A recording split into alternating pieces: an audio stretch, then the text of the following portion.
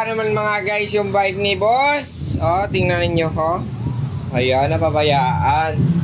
Wala nang Yakult. Tok-tok ko nang iyang kags kadina. Siyempre, mga biring-biring ka. Balo ka na ng sitwasyon sina. Na plano? Kauta. Hinangag. So, ayan. So, yung gagawin natin mga guys, bakpason na napalantatasin yung kasudlan. So, ito na. Natapos na mga guys pagbungkag. So, inanglan na lang nato na ipang limpiwan para mapakita sa inyo ang iyakarong gaindak, ingat, gidya, ayo depota. Ang daong keke ba? Na. So, need nato. Limpiwan. So, tara. Let's go. O, eto na. Natapos na natin. So, kailangan na lang nato na ipamalik guys para at least magtindog naman ang iyang bike. Oh. Ano pa? Oh? A few moments later. Yes, finally guys, natapos na gid man ang aton unit nga Dartmoor sa paglimpyo. So sa pagkanami. Ang tawang kanina.